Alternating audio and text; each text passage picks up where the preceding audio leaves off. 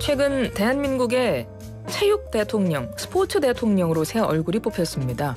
역대 최연소로 대한체육회장으로 당선된 유승민 당선인인데요. 아테네 올림픽 탁구 금메달리스트, 국제올림픽위원회 IOC 선수위원, 대한탁구협회장에 이어서 이제는 대한체육회장입니다. 앞으로 우리 체육계가 어떤 변화를 맞이하게 될지 기대가 큰데요. 당선인으로부터 직접 이야기 들어보겠습니다. 유승민 대한체육회장 당선인 전화 연결해보죠. 회장님 안녕하세요. 네, 안녕하세요. 유승민입니다. 반갑습니다. 저희가 청취자들에게 문자를 계속 받고 있는데요. 네. 유승민 당선인 축하합니다. 유승민 당선인 격하게 응원합니다. 이런 문자 막 오고 있습니다. 네, 감사합니다. 당선 소감부터 한 말씀 해주시겠어요?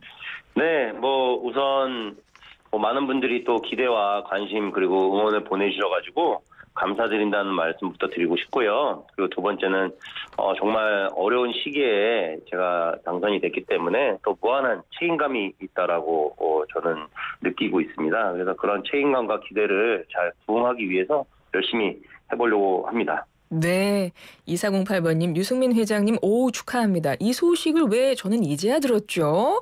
네, 5189번님 유승민 회장님 축하합니다. 저는 요가인입니다. 멋진 회장직 수행 기대합니다. 기대 문자 많이 옵니다. 네. 정식 취임일은 언제이신 거예요? 저는 2월 28일부터 임기 시작입니다. 2월 28일부터. 그러면 지금은 어떤 준비하고 계시나요? 지금은 사실은 당선인이고 또 그러기 때문에 좀 다양한 어떤 관계자들과 또 미팅도 하고요. 또 조언도 듣고 있고 또 앞으로 대한체육회를 좀 건강하고 공정하고 투명하게 끌고 가기 위해서 좀 그런 구상들을 지금 하고 있는 단계입니다. 네. 사실 당선되시고 나서 대이변 이런 이야기가 정말 많이 나왔었거든요. 네. 생각하시기에 어떠세요? 이 대이변이라는 표현에 대해서. 많은 분들이 그렇게 말씀해 주시더라고요. 네. 네. 저도 사실은 당선을 예상은 하진 못했고요. 다만 끝까지 최선을 다해서 또 체육인들에게 나의 진정성을 좀 보여드리자라는 취지로 선거운동을 열심히 했고요. 네. 그래서 그런 것들이 또 결과로 나온 것 같은데 사실 저는 이 결과 기다리면서 굉장히 담담하게 기다렸습니다. 초조하지도 않았고요. 네. 그렇다고 이렇게 불안하지도 않았고요. 네, 그래서 그런 부분들이 좀 어떻게 보면은 변화에 대한 어떤 그런 기대를 갖고 계신 체육인들이 많이 계시는구나라는 좀 느낌을 받았습니다. 그러면 이 대이변을 일으킬 수 있었던 유승민의 강점, 비결은 어떤 변화에 대한 기대감이라고 보시는 거예요? 네, 저는 그렇게 보고 있습니다. 근데 그 현역 시절에도 금메달리스트도 따셨었고 금메달리스트이기도 하시고 은퇴 후에는 계속 스포츠 행정가로 많은 활동을 하셨기 때문에 충분히 그 경력에 대해서도 많은 분들이 인정을 하셨기 때문에 그러지 않으셨을까요? 네, 아무래도 제가 그 선수 지도자뿐만이 아니고 다양한 행정 경험들을 거쳐왔기 때문에 그렇죠.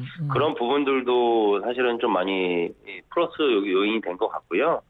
근데 다만 이제 그 대한체육회라는 조직은 워낙 큰 어떤 기관이기 때문에 또 그런 부분들을 좀 잘 어울러서 이렇게 끌고 가야 된다는 책임감이 확실히 있긴 있습니다. 다른 탁구협회장도 해봤지만 네. 그런 산하 단체, 종목 단체들보다도 더 그런 책임감이 무겁게 다가오면서 좀 부담이 되는 것도 사실입니다. 그렇죠. 대한체육회, 그러고 보니 앞서 제가 소개를 드릴 때 대한민국의 체육 대통령, 스포츠 대통령 이렇게 소개를 해드렸거든요. 네. 대한체육회라는 단체의 핵심적으로 역할이 뭔가요? 뭐 하는 단체예요? 저희는 사실 국가를 대표하는 스포츠 기관입니다. 이제 IOC의 회원 단체이기도 하고요. 네. 또 저희는 연간 예산 올해는 한 2,900억 정도로 편성이 됐는데 생활체육, 전문체육, 그리고 우리 유소년 체육, 그리고 시니어 체육까지 다 그런 스포츠 관련된 그런 기능을 좀 관장하고 또 추진하는 그런 단체입니다. 그러니까 우리나라 모든 체육계 전반에 대해서 다 아우르는 굉장히 규모가 큰 조직인 거잖아요. 그렇습니다. 와, 그래서 어깨가 무겁다는 표현을 하신 거네요. 네. 앞으로 어떤 리더십을 보여주실지 많은 분들 기대하실 것 같은데 어떤 다짐 하고 계세요? 일단은 좀 다양한 구성원들이 있잖아요. 체육계에는. 네. 다양한 구성원들과 좀 그 소통을 다양하게 많이 해야 될 것 같고요. 그리고 현장 친화적인 어떤 그런 리더십을 좀 갖고 해야 되지 않을까라는 생각이 들어요. 현장이라는 거는 선수도 있고 네. 지도자도 있고 심판도 있고 생활체육 동호인들도 다 포함되는 것이기 때문에요. 좀 더 그런 현장의 목소리에 좀 더 귀를 기울이고 그걸 정책에 좀 올바른 정책에 방향할 수 있는 어떤 그런 계획을 좀 갖고 있습니다. 네. 9744번님이 포천의 자랑 유승민 화이팅! 포천 출신이시네요. 고등학교를 포천에서 합니다. 포천에 플랜카드 걸렸겠네요. 플랜카드 많이 걸어놨더라고요. 어제 다녀왔습니다. 어제. 다녀오실 때 굉장히 네. 뿌듯하게 다녀오셨겠어요. 아무래도 옛날 생각도 나고 제가 고등학교 시절을 또 꿈을 키우면서 보냈던 지역이기 때문에 네, 아무래도 그렇습니다. 예, 포천의 자랑 유승민 대한체육회 회장 당선인과 함께하고 있는데요. 5048번님은 IOC 위원 하시면서 국격도 높이시더니 이번엔 대한체육회 회장까지 태어날 때부터 선거 운이 좋았나요? 사람들 마음 훔치는 비결이 뭔가요? 이런 질문을 주셨네요.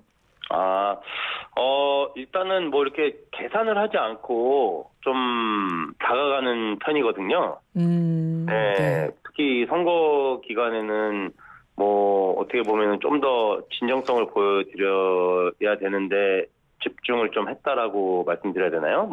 그런 좀 전략을 좀 했던 것 같고 제가 갖고 있는 기술이나 뭐 어떤 여러 가지 이런 것보다는 마음으로 좀 다가가는 것이 좀 좋겠다라는 생각이 들어서 그렇게 했는데 많은 분들이 그런 마음에 또 마음을 열어주셨고 또 어떻게 보면은 지지를 해주셨지 않았나 저는 이렇게 좀 보고 있습니다. 네, 당선되시자마자 첫 국제대회가 내일 시작됩니다. 하얼빈 동계 아시안게임 개회식에 참석하시잖아요. 기대 크실 것 같아요. 아무래도 첫 국제대회의 메가 이벤트이기도 하고요. 이번 동계아시안게임이 8년 만에 재개되는 거다 보니까 좀 의미가 크다라고 할 수 있는데요.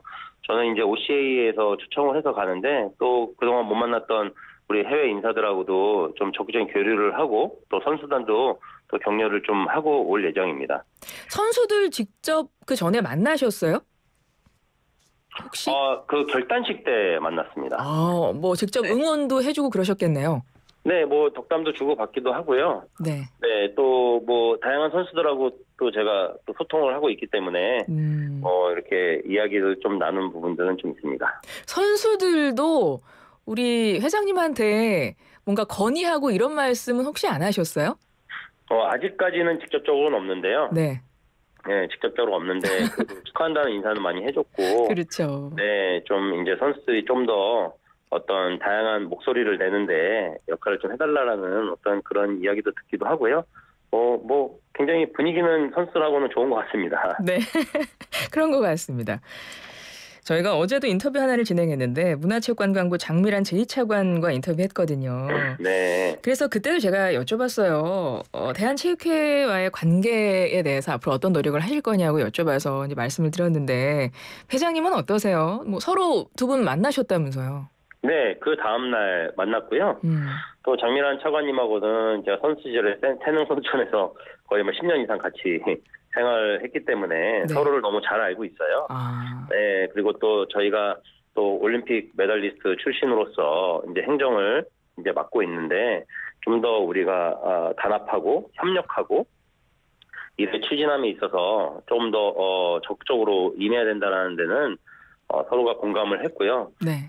특히 이렇게 다소 틀어져 있는 이런 관계들을 다시 회복하고 또 체육인들이 볼 때도 좀 더 안정감을 느낄 수 있는 어떤 그런 관계 형성을 하자라는 데도 서로 의기투합을 잘 한 것 같습니다. 네. 지난해 대한축구협회나 배드민턴협회나 좀 일들이 있었습니다. 논란이 좀 불거진 부분도 있는데요. 각 종목별로 이 협회들 행정적인 부분이 문제로 지적되는 경우가 최근 들어 좀 많이 보여가지고요. 대한체육회 차원에서 좀 개선하고 싶다 이런 생각도 하실 것 같은데 어떻습니까?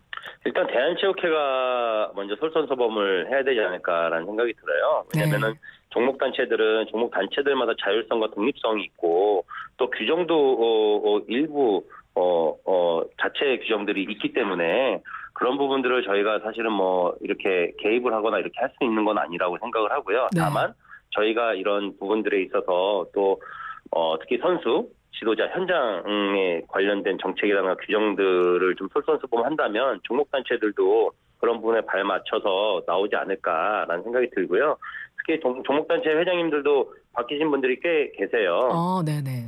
네, 이제 그런 부분들을 아마 심각성 인지를 하시고 좀 더 투명하고 공정하게 이렇게 운영을 하겠다라는 마음가짐을 갖고 계시는 걸로 알고 있기 때문에 그런 부분들도 좀 제가 공식 임기가 시작되면 종목단체 회장님들과 좀 소통을 하고 긴밀한 협력을 통해서 좀 더 모든 체육인들 그리고 국민들이 이렇게 보셨을 때도 뭔가 이제 체육단체가 정말 올바르고 공정하게 운영이 되는구나라는 인식을 심어드릴 수 있도록 노력을 해야 될 것 같습니다. 네.